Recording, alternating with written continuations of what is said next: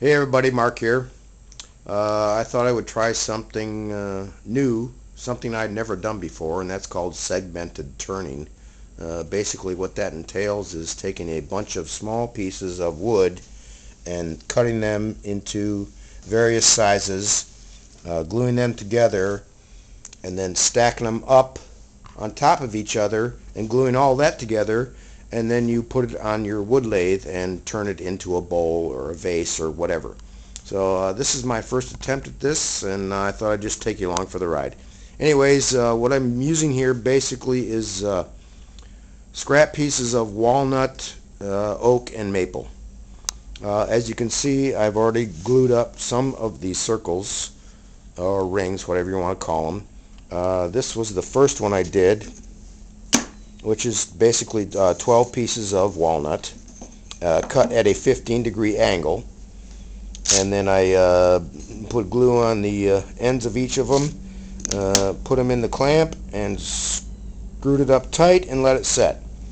The way I achieved the 15-degree angle on each piece was over here at my table saw sled. All I did was take some scrap pieces of wood and screw them to my sled at a 15-degree angle to the blade, and then I took my stock, and I'm just this is just a scrap piece that I'm just showing for demonstration purposes, but basically I just slide it up here, and hang on, I'm just going to turn on the saw.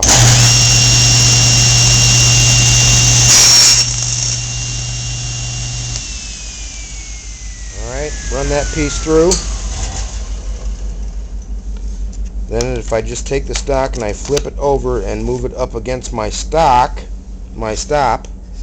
block, and then run it again,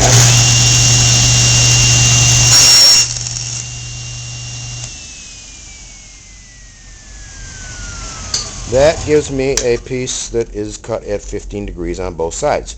So I have to make 12 of these for each ring that I'm making.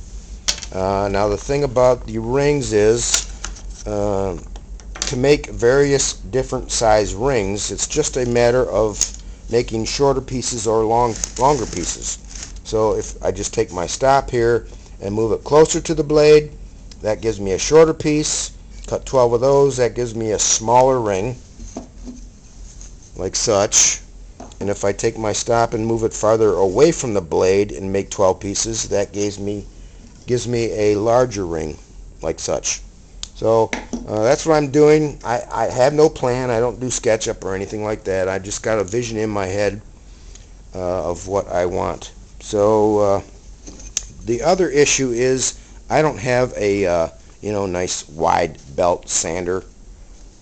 So I have to make each of these rings flat on both sides so I can stack them up and glue them together. So what I've been doing is put them on my bench vise here, and then I take my good old handheld belt sander and run it across there until I think it looks pretty close and I'm happy with it. And once I think I'm pretty close, then I take that ring back over to what I know to be a perfectly flat surface. Your table saw is the best, but I got my outfeed table here that I'm pretty confident of being flat, and I just sand it until I know it's flat. The other thing that I discovered when I was doing my first glue up here, it was a little difficult to put glue on all 12 pieces and then put the ring on and set it all up and screw it together. So I remember seeing something somewhere on the internet, YouTube, good old YouTube, where you just take a piece of tape, this is blue painter's tape, and it's on my table sticky side up. So you just take the pieces and you set them on the tape sticky side up like such until you got all 12 pieces. Then you just put glue on all surfaces all the way down, and then you just take the whole thing, pick it up, and wrap it into a circle, and then you take your clamp and put it around the outside of all pieces and let it set until it's dry. So yeah, that worked a lot better. So anyways, that's where I'm at. I have another issue about turning this piece.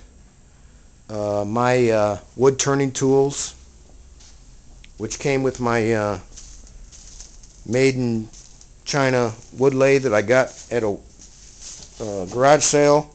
They came with these woodworking tools, which I'm pretty sure you could buy a set of these on internet for 20 bucks.